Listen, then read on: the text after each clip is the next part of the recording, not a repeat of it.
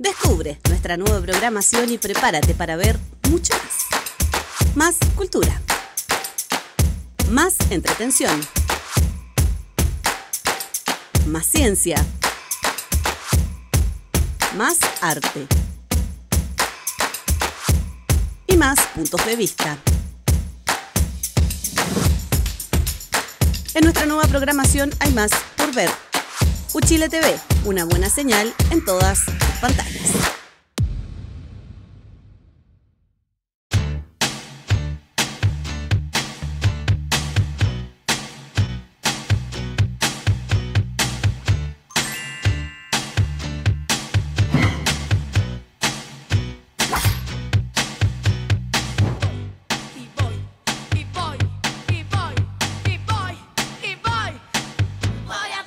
¿Qué tal? Muy buenas noches, bienvenidos, bienvenidas a esta nueva edición de Descabelladas. Dos grandes chasconas me acompañan, Alejandra Matus. Más chascona que nadie. Más chascona que nunca. Y yo también, y Mirna ¿no? Schindler. ¿Qué tal? No, peinadita. Peinadita está. Y yo. Pero descabellada de espíritu. De todas maneras, Sí. imagínate. De adentro y de afuera. Cierto. Ya. Bueno, tenemos que desafortunadamente referirnos a la situación de Ecuador.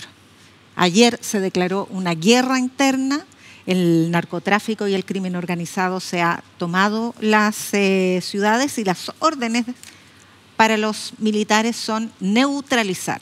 ¿Qué significa neutralizar? Tirar a matar. Alejandra, ¿cómo ves la situación? Y además con una garantía de amnistía. Aunque sí se ha dicho, se ha repetido en todas ocasiones que las medidas que se tomen van a ser con respeto a los derechos humanos. En fin. A mí me parece que este es el colorario o el fin de una historia que comienza hace mucho tiempo, en que descubrimos, y esto se ha investigado también, que desde las cárceles, que digamos la idea de que meter a la cárcel a los capos del narcotráfico o cualquier organización criminal es como la solución, y aparentemente no, porque desde las cárceles, precisamente en el caso de Ecuador, se han organizado estas bandas que encuentran este refugio, además financiado por el Estado, y de ahí organizan los crímenes y aumentan su poderío, organizan la corrupción a entidades públicas, entidades privadas, entonces aumentan su poder en vez de disminuirlo. Yo creo que ese es un tema que, por supuesto, como todos los temas difíciles, no es fácil de resolver de un día para otro y no se va a resolver tampoco con una guerra civil. La guerra civil siempre mueren inocentes, porque es muy difícil que el policía, el militar, sepa a ciencia cierta que la persona que tiene enfrente es parte de un cartel o no es parte de un cartel. Claro, mira, yo diría que es muy interesante lo que dice la Ale porque efectivamente el tema, para entender qué gatilla, yo creo que, mira, retrocedamos un poquito para entender qué gatilló esta locura. O sea, las imágenes ayer eran impresionantes, era como estar viendo una película, el Guasón, no sé, era una cuestión que tú dices, pero ¿esto es verdad? Y claro, eran bandas criminales, muchas bandas criminales, pero hay un líder que es Fito, llamado Fito, Adolfo Macías Villamar, que quería ser trasladado, y si iba a ser trasladado, quiero decir, desde... Él no quería ser trasladado. Él no, quiero decir, sí. Iba a ser trasladado. Él llevaba 13 años cumpliendo condena, tenía una condena de 34 años, ¿verdad? Y que iba a ser trasladado a una cárcel de alta seguridad. Y esto es lo que genera esta terrible situación. ¿Por qué? Porque al ir a buscarlo a la celda, se dan cuenta que no está, evidentemente que él no escapa por sí mismo, hay aquí corrupción, aquí hay todo un engranaje. Tenía guardias, no sé cuántos guardias tenía. Tenía la cárcel de este hombre llamado Fito era un verdadero palacio, digamos, ¿no? Y estas imágenes incluso se han conocido porque la hija había subido imágenes de la celda del papá, que de celda no tenía prácticamente nada. Entonces lo que dices tú, Ale, es súper interesante porque las cárceles se han convertido en los verdaderos centros de las operaciones de las bandas criminales. Y entonces, cuando tú mueves bandas, por ejemplo, o mueves internos a distintos lugares, eso genera lo que se llama una suerte de desbalance de las fuerzas internas que operan en las cárceles. Y por eso se produce este motín, los motines, digamos, en 6 cárceles distintas, toman de rehén a los policías, o los gendarmes, los amenazan, les hacen leer una declaración, y viene toda esta escalada de violencia terrible, que yo diría que el símbolo más grande es lo que pasa en el canal de televisión de Guayaquil, porque en el fondo, ¿qué hacen estos sujetos? No es que se van a ir a entregar como kamikaze a que los maten. Ellos saben que los van a detener, pero lo hacen para dar una señal al país de que somos capaces de hacer todo y más. Sin Dios ni ley, el país lo controlamos nosotros. De hecho, después los detuvieron y se devolvieron a sus cárceles. Pero es una medida de fuerza terrible, horrorosa, de la cual yo creo que también hay que sacar lecciones ya hasta para lo que nos toca como país, eventualmente. Bueno, yo creo que ese es el principal gatillante de sensibilidad en Chile. Ecuador no es un país tan cercano para nosotros, digamos, no es Argentina, no es Perú, no es Bolivia, pero sí comparte varios rasgos, o compartía varios rasgos. Por ejemplo, era junto con Chile uno de los países con menos tasa de homicidios por 100.000 habitantes. Pasó en 3-4 años de 5 homicidios por 100.000 habitantes a 15. Ya, y a 45 hoy día. Había, digamos que más allá de las críticas al gobierno de Rafael Correa, las tasas de homicidio iban aumentando. No, pero yo estoy hablando de Rafael Correa, bajaron a 5. Yo no estoy hablando de Rafael Correa. Por eso te estoy diciendo que habían bajado. Bajaron durante la gestión de Rafael Correa y volvieron a subir y a escalar en los gobiernos de derecha que ha habido recientemente. O sea, el gran responsable al que se apunta es Lasso. Pero además eso se conjuga porque durante el gobierno de Rafael Correa no solo hubo un control, sino que hubo paz social y hubo estabilidad política, por lo menos durante los primeros periodos, más allá de cómo degradó la institucionalidad, tuvo un proceso constituyente, tuvo una asamblea constitucional.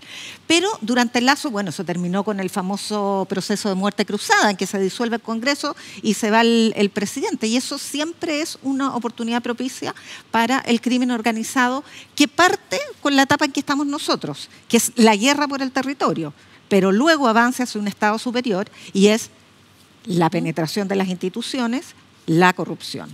Entonces, era un país tranquilo, era un país que las guías turísticas y algunas clasificadoras internacionales calificaban como uno de los mejores destinos de Latinoamérica junto con Chile.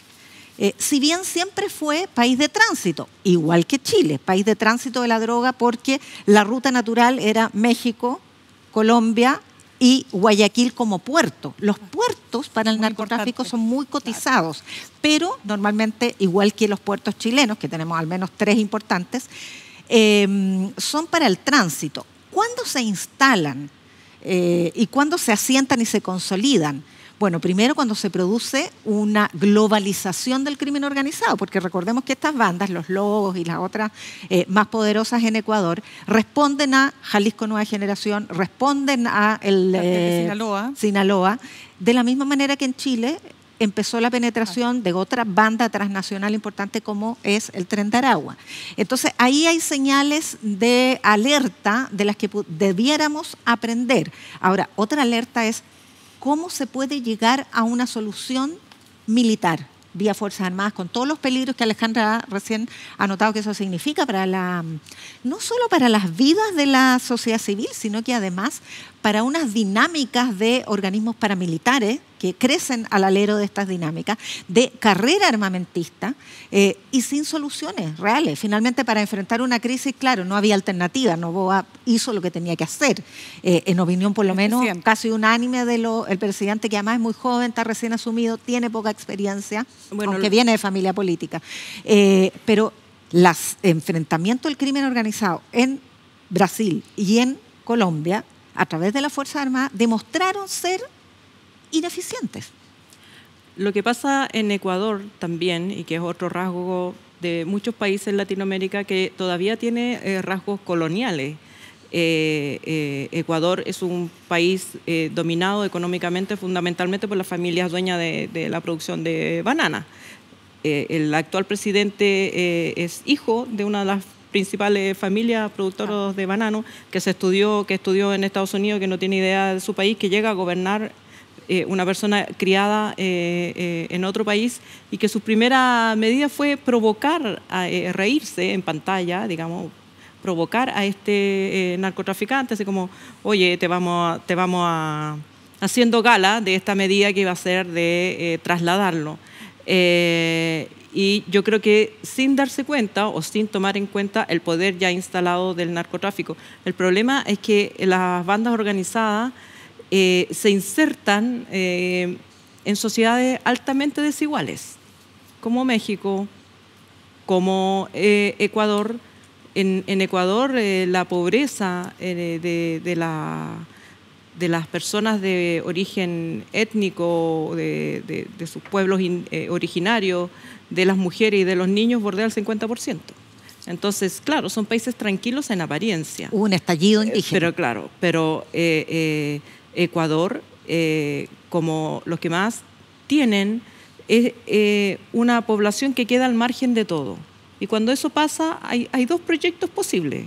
O adhieres a la democracia y al sistema y sus instituciones con la esperanza de que sea un sistema para salir de la pobreza, pero cuando pasan generaciones tras generaciones tras generaciones y eso no pasa, los nuevos jóvenes o los jóvenes que nacen y muchas veces ni siquiera terminan la escuela, desertan de la educación formal, tienen este otro gran magneto que son las bandas de narcotráfico y que tienen hoy día mucho poder económico. Al final siempre se pone el acento en la lucha armada contra cualquier banda organizada o policial, pero el tema es económico. ¿Quién consume esa droga? ¿Quién la compra? ¿Quién la transporta? ¿Dónde se lava ese dinero? Que normalmente son tareas que ningún gobierno acomete en serio. Claro, y tú decías algo importante. Ecuador ya no es un lugar de paso como lo fue Chile. También es, yo entiendo, también de producción, de instalación más bien de la droga. De acopio, esa es la palabra. Y no olvidemos, está flanqueado por dos países, Colombia, Perú. Perú ha reforzado su frontera con mayor razón. Precisamente los dos países más grandes en producción de droga del mundo, ya de cocaína al menos. Entonces estamos hablando de un país que se ve afectado también por esta globalización delictual, sin duda, y que por lo tanto hoy día todo esto traspasa las fronteras. ¿Y qué es lo que ocurre? El poder político no es capaz de hacerse cargo de esta crisis. Como dices tú también, no es capaz de resolver problemas muy de fondo que tienen que ver con mucha marginación y donde estos jóvenes se ven atraídos, por cierto, por estas bandas que se convierten en soldados muy jóvenes, pero yo me pregunto, ¿alguna similitud con lo que estamos viviendo hoy día en Chile? ¿Y por qué lo digo?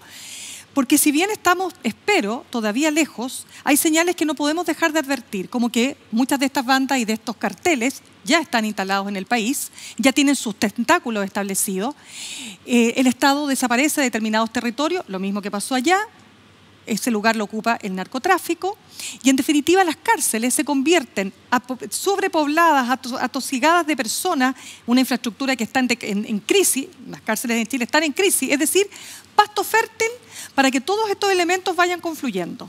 Y finalmente la corrupción, porque detrás de todo lo que ha pasado en Ecuador, efectivamente lo que hay es un sistema corrupto, donde están corrompidos los políticos, los jueces, las Fuerzas Armadas y los empresarios, porque hoy día es muy rentable exportar droga.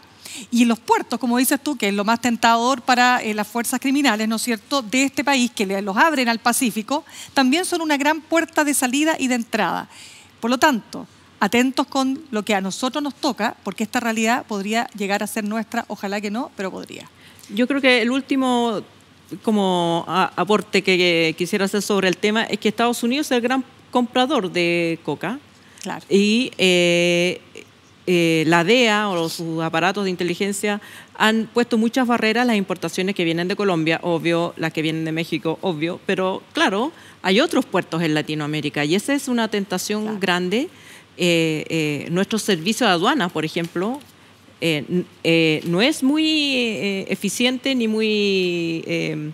no tiene un departamento de inteligencia, no tenemos un departamento de inteligencia aduanero que investigue o pida que se abran ciertos envíos al extranjero. Tú envías hoy día, digamos, metes en un container, lo que sea, y es muy poco probable que te fiscalicen. Entonces, yo creo que cuando este tipo de negocios florecen, la única manera de dañarlos es matar el negocio. si la demanda sigue existiendo y la oferta sigue existiendo, puedes detener a lo que ha pasado en México. Detienes al Chapo, mataron a Pablo Escobar y todo, y el negocio sigue floreciente como nunca, digamos. El negocio manda. Claro, las claves para evitar la carrera armamentista, que significa, y la erosión de la democracia, que significa la instalación de las Fuerzas Armadas como órgano de combate del crimen organizado, son inteligencia, ruta del dinero y tecnología. Además, son las soluciones de fondo, estructurales. Pero yo creo que hay un peligro más que no podemos dejar pasar, y es este liderazgo tipo rockstar que ha asumido Bukele en el contexto regional, ya más allá del Salvador. Porque para muchas personas la libertad, la democracia, las posibilidades de acceder a bienes de consumo, o sea, el desarrollo económico, etcétera, se ven completamente cercenadas por el crimen organizado. O sea, no hay peor dictadura probablemente en la mente de las personas que están viviendo este drama día a día que el crimen organizado, que tiene control territorial, que reemplaza e incluso evacúa al Estado de los lugares donde se entronizan. Entonces, frente a esa dictadura, la alternativa de una dictadura institucional elegida democráticamente es bastante más auspiciosa.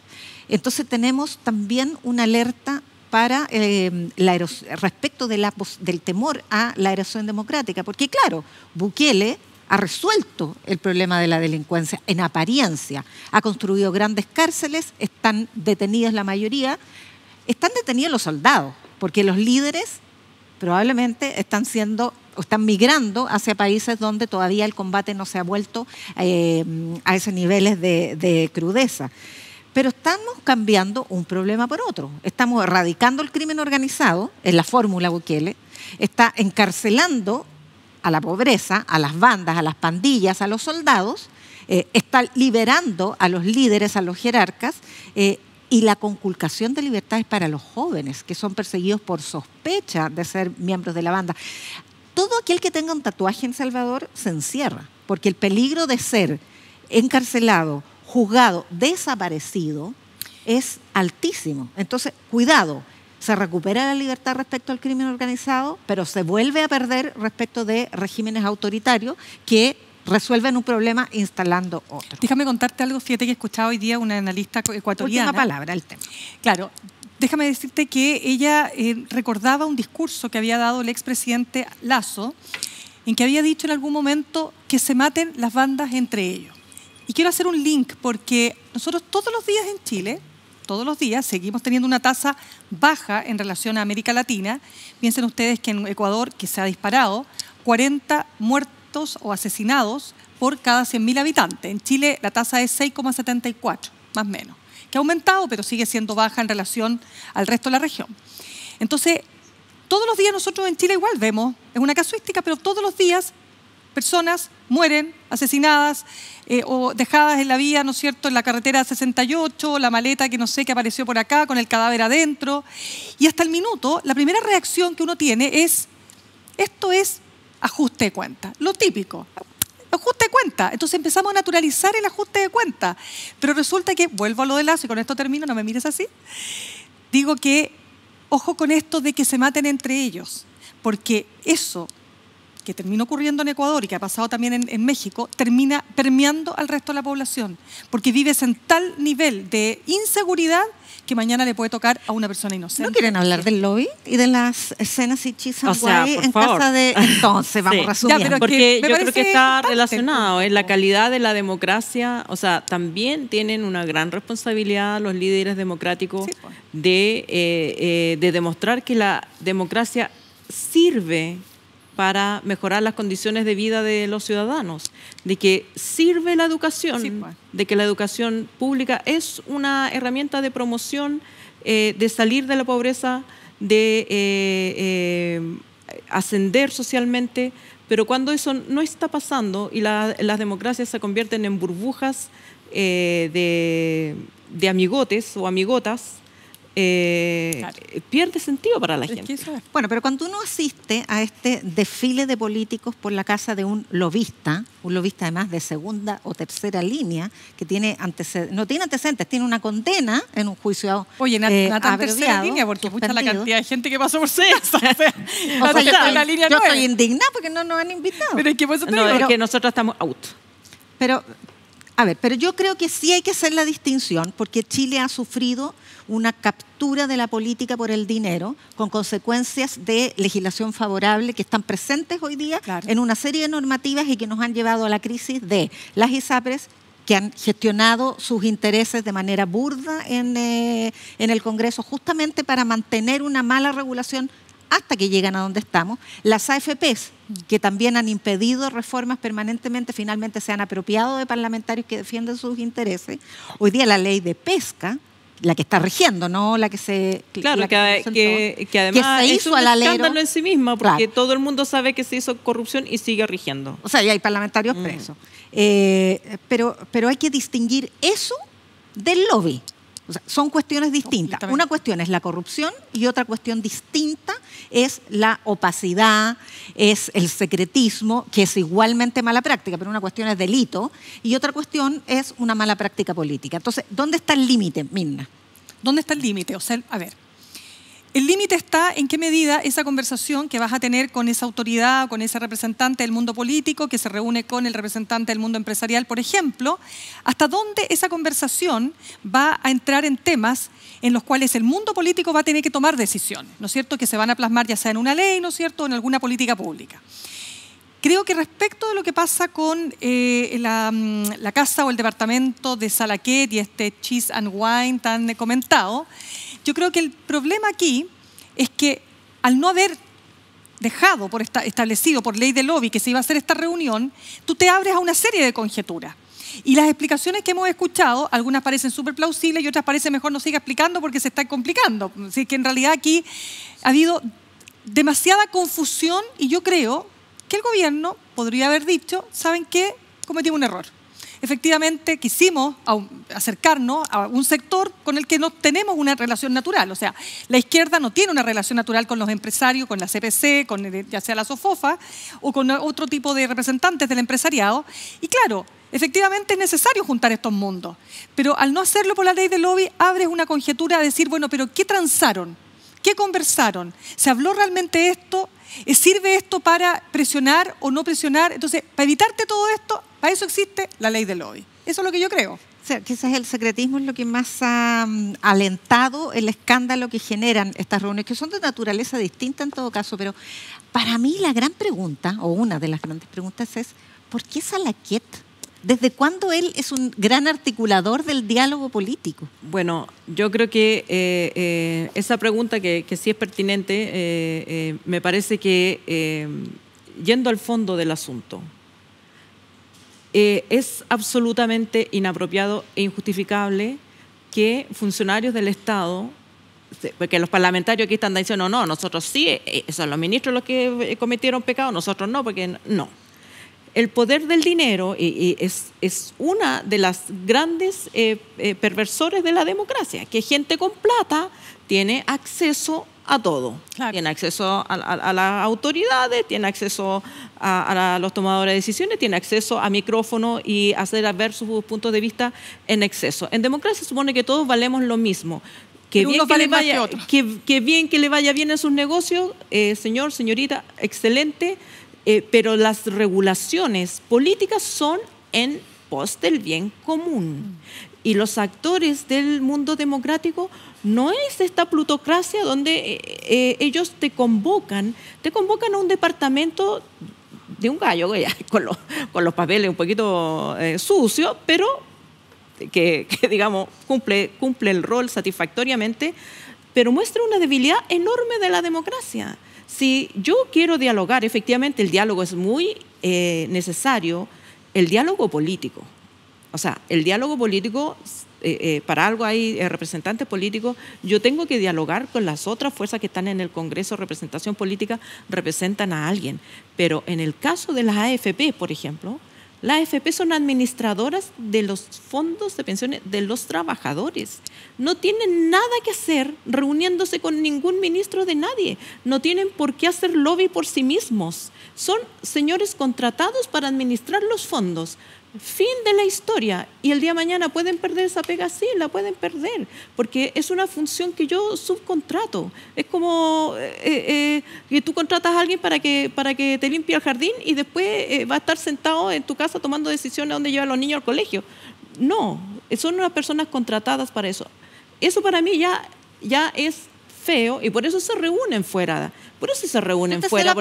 Yo te hacía la pregunta respecto de por qué Salaquet, para ir a también un tema de fondo. Yo sé que es de forma, pero también es de fondo por el simbolismo.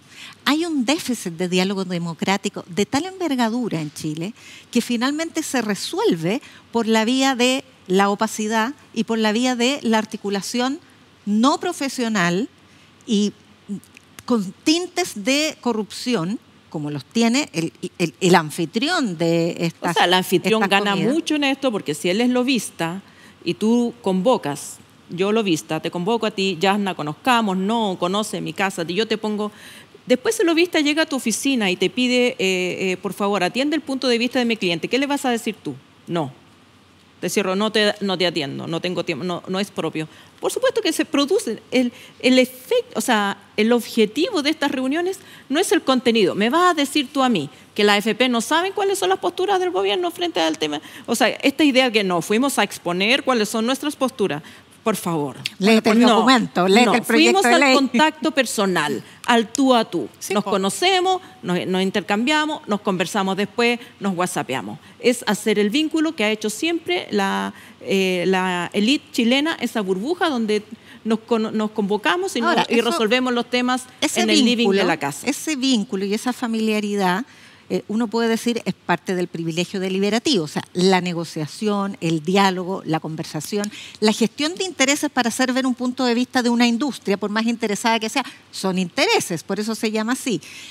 O sea, yo creo que hay que tener cuidado con no escandalizar el diálogo, porque justamente lo que muestra, en mi opinión, este episodio es el déficit de diálogo. El diálogo claro, se debe producir en ámbitos donde... Claro, pero por eso déjame terminar el argumento. Sí. Déjame terminar el argumento.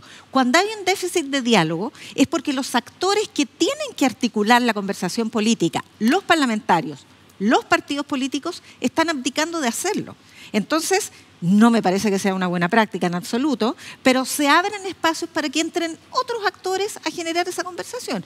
Y no hay posibilidad de replicarme porque no quiero y porque toca la canción. No, es que déjame decir algo. No, cortito. Conocemos los nombres de los políticos y los parlamentarios, pero no conocemos, todos se han olvidado de los nombres de los... Pero cortito, yo creo que efectivamente la élite, cuando gobierna la élite de derecha, también gobierna la élite de izquierda, esta vez gobierna la élite de izquierda, pero ahora estoy pensando cuando gobierna la élite de derecha. ¿Dónde se junta la élite de derecha? ¿Dónde se junta el empresario? En el club de golf.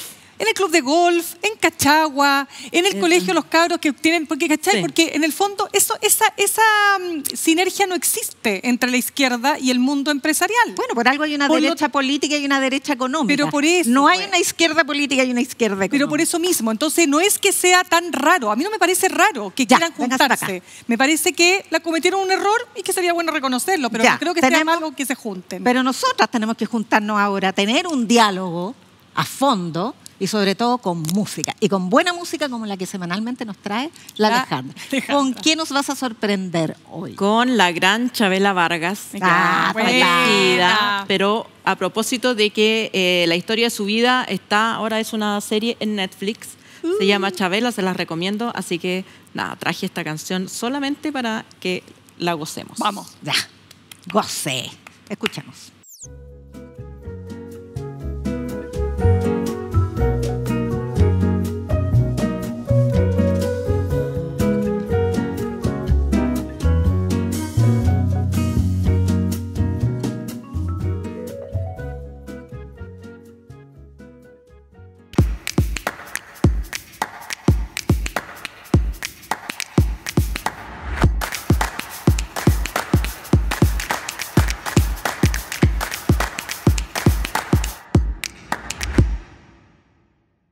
¿Cuál fue el último libro que leíste?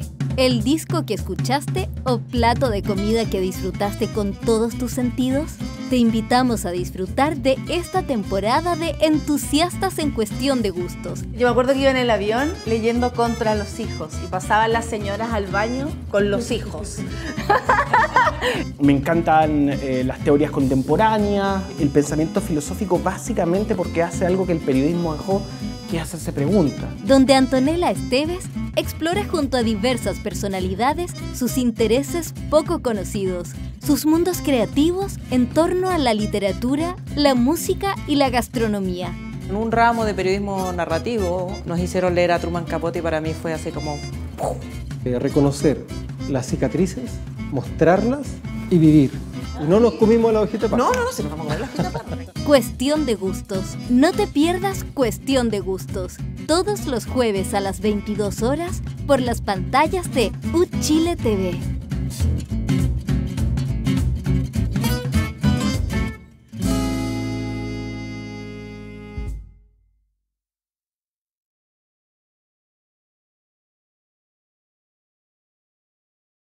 Hay películas que se han liberado de sus dueños y que hoy pertenecen al dominio público.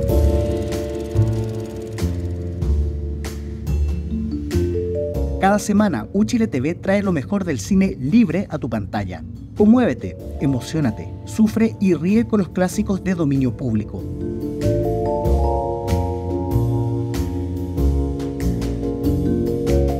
Presentado por Felipe Blanco.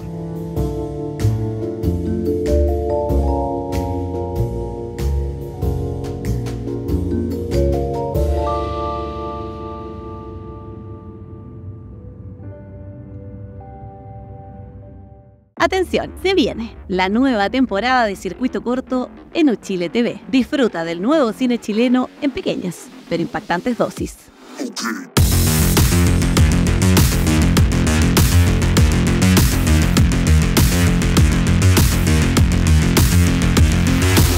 Historias tan cortas que las puedes disfrutar mientras esperas tu café, pero tan intensas que resonarán en tu mente todo el día. Todos los domingos a las 23 horas por todas las pantallas de Chile TV.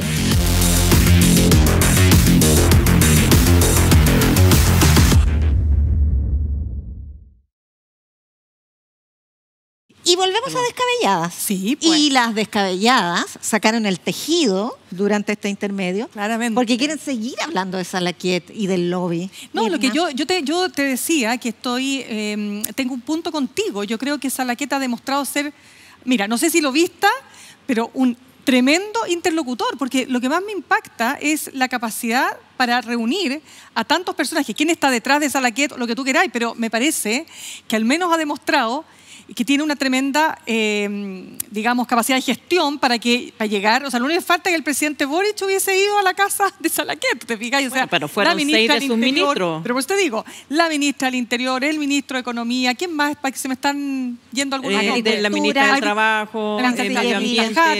¿Te fijas o no? Pero bueno, pero de verdad quería como redondear el punto, porque no es menor en este país. Este es un país súper segregado, donde las clases sociales no se juntan muy poco. Las personas pudientes con las personas pudientes, las personas, etc. Entonces, no es raro que ocurra que cuando gobierna un gobierno de izquierda, por mucho que en un gobierno de izquierda pueda haber gente pudiente, por supuesto que lo hay, y que fueron a los mejores colegios de Chile, pero también hay personas que estudiaron en colegios públicos o que estudiaron en universidades de, qué sé yo, públicas del Estado, no las más resonantes, etcétera, y que no tienen ese vínculo, ¿te fijas o no? Ese contacto natural que no se da ni en el veraneo, no voy a poner el nombre para no seguir estigmatizando los centros de veraneo donde veranean los que tienen más dinero en Chile, o no van al mismo colegio, o por último a la misma iglesia, o al mismo club. Bueno, digámoslo así. Que es de Legionarios de Cristo. Él. Ya. Entonces, con mayor razón, pero ¿cuál es el ¿dónde te punto? encuentras? ¿Dónde te encuentras? Esa es la pregunta. ¿Dónde te encuentras? Entonces, ahora, cuando tú eres Estado y tienes que gobernar y tienes que dar cuenta de tus acciones a la ciudadanía, tienes que asegurarte que los encuentros que son necesarios y los diálogos en encuentros sean supervisables por la ciudadanía. es que hay centros de estudio, hay universidades, hay lugares donde te puedes encontrar para si el punto era el debate o intercambio de puntos de vista. Cuando tú te encuentras privadamente en el departamento de alguien y haces un pacto de silencio, porque yo lo leí en la tercera, que Salaqueta está vuelto loco tratando de ver quién filtró, porque él había hecho un pacto de silencio con todos los intervinientes. La ministra Jara ya había ido 3 veces y no sabíamos.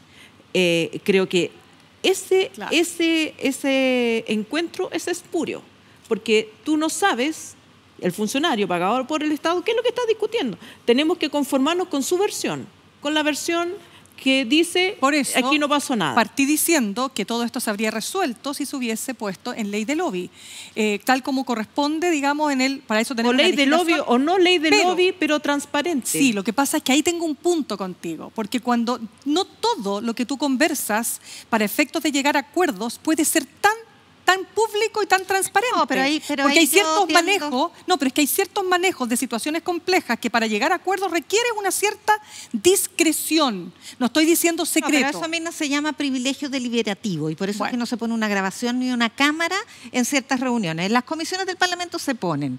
Y el problema es que eso ha alentado un doble estándar porque los políticos cada vez más hablan y reflexionan para la Cámara y no para el propósito de la deliberación. Entonces por eso se crean ambientes de confianza, de privilegio. Estoy de acuerdo contigo en que eso es necesario.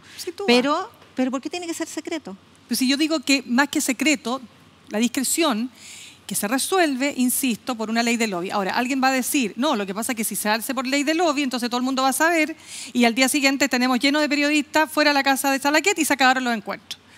Bueno, se acabaron los encuentros porque Salaquet dijo que ya le habían notificado a su amigo. Ya, muchachas, hasta ahí llegó el pituto. Ya. Disciplina, tenemos otros temas que hablar y es nada menos que la continuidad, la situación que afecta al general director de Carabineros.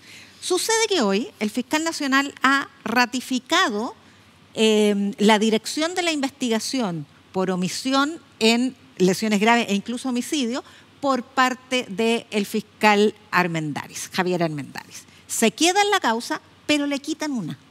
Se queda con aquella donde ya decidió formalizar a Yáñez, pero le quitan otra que es por una querella contra Piñera, en realidad contra el expresidente, por delitos de lesa humanidad.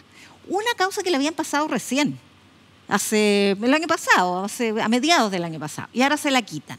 Entonces, bueno, yo lo veo como una solución un poco salomónica por parte de Ángel Valencia, el fiscal nacional, pero evidentemente fortalece la posición de Armendáriz en la investigación y la decisión de claro, Valencia lo dijo muy claramente en su declaración, analizado los antecedentes, no encontró, tal vez le hubiera gustado encontrar, pero no le encontró causa de inhabilidad para los fiscales, por lo tanto no pudo acoger el requerimiento de Yáñez.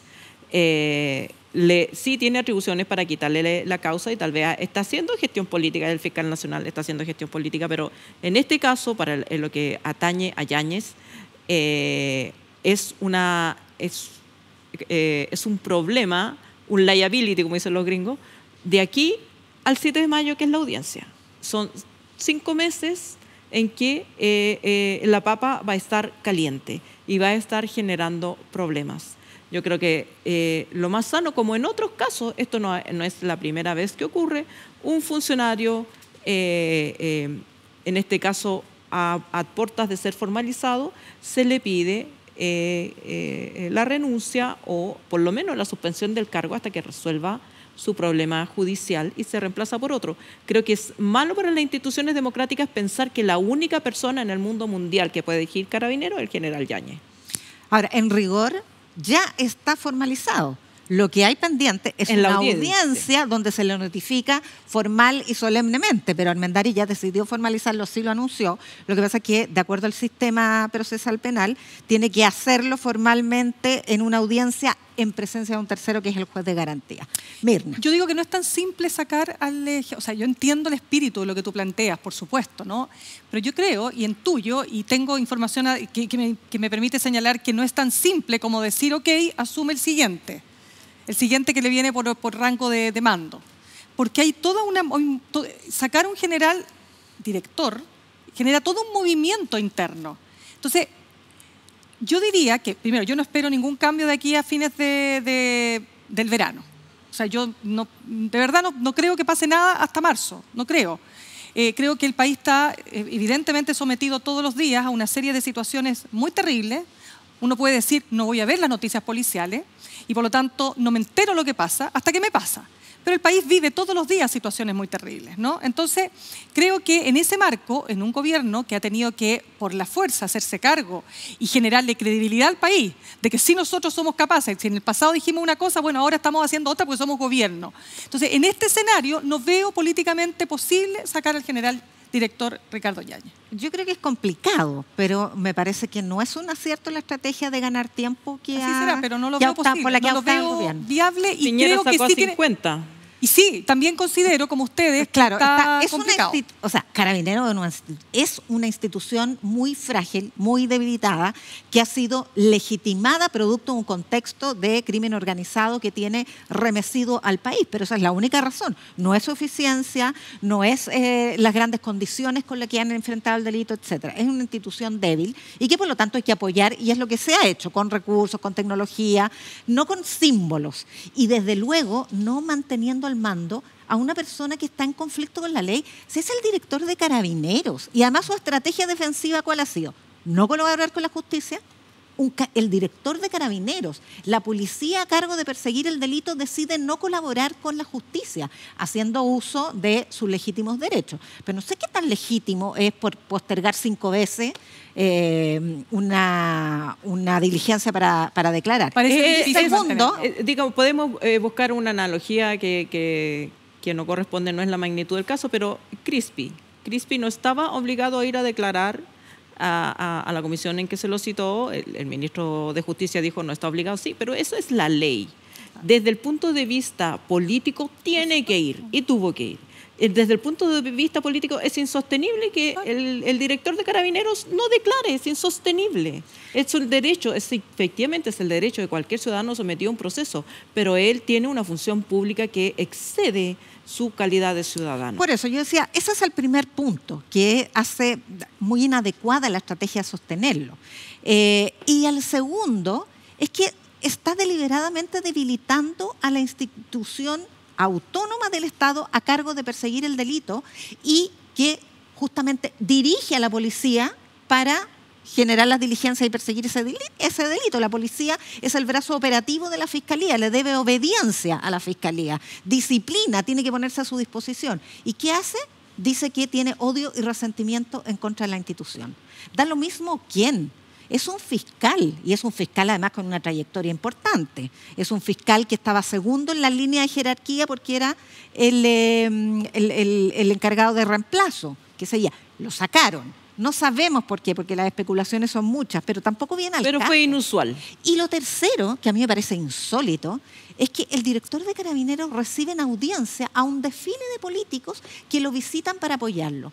Y te juro que yo ayer vi en el diario La Segunda una foto con la directiva de Amarillos y de Demócrata, que me pareció, dije, ¿estoy en las páginas sociales de este diario? No, es la página política. Está el director general de Carabineros en conflicto con la ley, formalizado por la justicia, por un delito grave. Todavía no es formalizado. No, pues se acabo de explicar que sí está formalizado. Formalmente. No, sí, o sea, falta una audiencia de formalización en que se le notifica ante un juez, pero la decisión de hacer formal la investigación ya está tomada, está anunciada. Pero recibir en la oficina a este desfile de políticos que lo van a apoyar, ¿qué pasa con eso? O sea, es una institución que no debe ser politizada. ¿Y cuál es el motivo del apoyo de la por lo menos de la derecha? ¿Por qué porque si realmente el propósito fuera fortalecer la persecución del delito, bueno, uno quisiera fortalecer a la institución y fortalecer a la Fiscalía, pero hace todo lo contrario. ¿Por qué? Porque la formalización de Yáñez es parte de la desmitificación del estallido delincuencial. La narrativa de la derecha ha sido que el estallido no fue social, sino que fue una explosión de delincuentes de crimen organizado que además se mezcla con esta situación de crisis de orden público que estamos viviendo y que no tiene nada que ver, salvo que la institución policial estaba debilitada. Esa es la única relación entre una cosa y la otra. Pero en esa narrativa de colocar a la institución como la salvadora del orden público frente a un levantamiento de delincuentes alentado por la izquierda, por supuesto que la formalización del jefe de la policía resulta incómoda, porque lo están formalizando por alentar a través de la omisión, por abstenerse de su deber de mando frente a delitos sucesivos y masivos de violaciones a los derechos humanos. Entonces, que eso ocurra cuando estás instalando esta idea de que el estallido fue delincuencial y que Carabineros fue víctima y no victimario, claro, tienes que apoyarlo. No puedes dejar que la historia deje pasar al director de Carabineros como violación a los derechos humanos. Y además, ¿quién viene después? Si es formalizado, el presidente. ¿Algo más que decir? Ya lo dijiste todo. Ya lo dijiste todo. Ya escuchamos. Pasamos al siguiente. Oye, nosotros estamos tejiendo. Oye, ya, déjenme las cabritas aquí y quiero escuchar el late de Jasna Leville. ¿Qué opinión de qué? Está tanto hablado. Sí, pero no te preocupes. No te preocupes. Por algo eres la jefa. Ya, no hablo más y quiero preguntarles qué opinan de las querellas por de calumnia e Jackson. injurias de Giorgio Jackson, exministro, en contra de harta gente, pues, de la UDI, de Fidel Espinosa, de este empresario Jorge Sabes Razo. que bueno, el país en su versión de chilena, digamos, versión Chile, se ha convertido por lo menos en un cierto reservorio de aquellos que quieren hablar. Habló Ricardo Lagos para decir que iba a votar en contra y ha hablado otros personajes, me parece muy bien, y ahora habla Giorgio Jackson, ¿verdad? Dijo, bueno, prefiero estar aquí porque no confía, me imagino, los medios, quiero decir, tradicionales chilenos. Sí. ¿Tiene razón en todo caso? Sí. Tiene razón para no confiar. Bueno, no, pero mira, creo lo siguiente. Primero, tiene todo su derecho a querellarse, todo, independiente de si la querella va a resultar favorable o no, porque generalmente estas querellas de injuria y calumnia no terminan muy bien, pero yo creo las que... de injurias no, pero las de calumnia sí. Pues, esto claro, es calumnia. Recién la doctora Cordero tuvo que pedir disculpas en tribunal. Exactamente. No, esto pero es mira, calumnia. pero ¿qué quiero decir? Sí. Hay un socialista, un diputado, no recuerdo en este minuto, no quiero dar el nombre porque me puedo equivocar, que dijo, a propósito de que el Partido Socialista sale a apoyar institucionalmente al senador Fidel Espinosa, él dice, este diputado dice que esta es una situación judicial entre dos personas naturales. Y eso es. Entonces, tratar de vincular esto como que el Frente Amplio por un lado y el socialismo democrático por otro es un error. Es un error. Ahora, si lo quieren vincular, allá ellos, porque el efecto es peor. Sin embargo, si se circunscribe, ¿no es cierto?, al derecho natural de una persona que ha sido ofendida, al que le han llamado jefe de una banda, Fidel Espinosa, el que lideró el robo de los computadores parlamentarios de la UDI. Y respecto de Jorge Rázuriz, no recuerdo cuál fue, porque Jorge Rázuriz tiene todas las anteriores. Tiene de lo que le pidan, porque el señor no tiene ningún problema en injuriar, calumniar, bla, bla, bla, creerá que con su plata lo puede salvar todo, pero bueno, vamos a ver qué pasa en tribunales finalmente. Pero me parece eso, básicamente. 1 minuto y medio, Alejandra. Bueno, es que no la vamos a poner cronómetro. Ya. Me parece que no es un problema entre dos personas naturales, porque han sido las opiniones de un senador de la República socialista, las ha hecho en función de su cargo a otro pero que no estaba en función de su cargo. No era un representando al partido. No era un gallo que iba pasando por la calle. No en representación del partido. Pero yo creo que aquí lo que hay es un problema de fondo en la relación de estos dos grupos que gobiernan, porque el Partido Socialista ha exigido, y tal vez con justa razón, la defensa de Carlos Montes. Y el presidente se cuadró con la defensa de Carlos Montes, y Carlos Montes soportó la acusación constitucional, salió libre de polvo y paja y ahora está bien. En cambio, Giorgio Jackson, que no es cualquier político, Giorgio Jackson es un cuadro muy cercano al presidente, es de su núcleo más íntimo, que fue por el caso Convenios y sin prueba, convengamos, hubo una escalada de acusaciones, porque una cosa es la crítica política, y yo entiendo la crítica política, decir, bueno, este señor ha sido presidente de partido, responda, está bien, pero de ahí hubo una escalada de atribuirle delitos graves, de autorrobarse los computadores sin nada más que el derecho a un micrófono. Claro. Y ahí no hubo defensa. a Giorgio Jackson, el socialismo democrático lo dejó caer.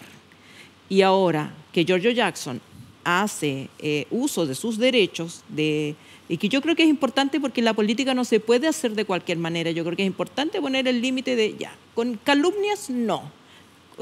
Discutamos fervientemente, pero no me calumnies. Yo creo que está bien, presenta sus querellas y la cosa hubiera quedado ahí si no viene después el Partido Socialista a defender, a presentar una declaración pública para defender a su senador. Probablemente con razones internas, que es comprensible, todo lo que quiera, pero ahí ya no se transforma en un problema de dos personas naturales, se transforma en un problema entre dos coaliciones y que ahora, por supuesto que es absolutamente en el peor momento, es un momento inconveniente porque digamos que el gobierno tiene otros problemas más graves que resolver. O sea, ¿tú dices un momento inconveniente que se haya querellado Giorgio Jackson? Yo creo que lo inconveniente fue que el Partido Socialista le prestara ropa a Fidel Espinosa. Una declaración oficial. Sí. Yo creo que es mucho. Sí. Sobre todo porque la estrategia anterior había sido, bueno, son opiniones personales. Claro. Incluso, pero acuérdate que... Y ahora no es personal. No, pero espérate, el Partido Socialista sacó una declaración en contra de los dichos de Espinosa en un minuto, que sí, fue muy dura. Ya, chicas, con lo mismo. Ya, pero bueno. Ya, nos van a echar, nos van a sacar con grúa, así que me voy a saltar la respuesta a nuestra audiencia. Siéntese acá. Me voy a saltar la respuesta a nuestra audiencia. La opción interactiva la vamos a poner en nuestras redes sociales. Está re buena. Está re buena y hubo hartas cosas. Pero vamos a ir directo a la nueva, porque no tenemos tiempo. Ya. Porque hablamos demasiado. ¿Pero cómo? Porque hablé demasiado. Ya me hago la ¿Pero qué te cuesta? Si súper cortita la interactiva. Pero mira, si a mí me están diciendo que no. Ya no se puede. Ya. No se puede. Es que la estoy mirando. No, si no alcanza para decir la de la semana pasada. Cortito. Sí. No escucho. Si alcanza. Sí, Oye, hasta yo sí, escucho, imagínate. Ya. ¿Cuál fue la pregunta de la semana pasada? ¿A dónde mandarías de vacaciones al general Yáñez? Ya. ¿Quiénes respondieron? Veamos. Vamos. Isla Friendship. Para sonarse espiritualmente. Ya. ¿Y otra más? Siguiente. ¿Para qué en Siberia? Para que fríe la cabeza. Ya, buena. Ya, buena. Tercero. Tíbet. Para que practique la meditación. Wow. Buena. Y Punta Cana. A ver. ¿Y Punta Cana? Para que pase un rato. Para que se saque un rato del uniforme. Ya, buena. Buena. Ya. ¿Viste que era cortito? Pues. Ya, vamos a la ¿Y cuál es la de para la próxima semana? Ya. Ahí. Elija un menú para las reuniones en la casa de Pablo. ¡Qué buenísima! Ya. Ya, menú. Ya, menú. Listo. Yo con cheese and wine me quedan una muela, así que téngame comida, por favor. Por favor. No, ya más que el pobre ya no, que nadie va a querer ir a su casa. Mucha, va a decirme se lo funaron ahora. Ya. Quedó marcado. Ya. Ya. Listo. ¿Y qué más, oiga? Respóndanos en nuestras redes sociales. Cierto. Repítase el programa el viernes si no lo logró ver hoy día, o búsquenos, bueno, si nos está escuchando porque nos vio. Pues. Bueno. Sí, pues. Entonces nos vemos el próximo miércoles. Miércoles. Muchas gracias, queridas descabelladas. El próximo miércoles, el último miércoles del último programa de enero. No, ya me quería ir de vacaciones. Ya no está ahí. Zapatilla clavo. Ya. Nos vemos el miércoles y el siguiente miércoles y el siguiente miércoles. No le haga caso a... Y si no viene es porque tenía pasaje para... Tenía pasaje. Y no es broma. Para Punta Cana.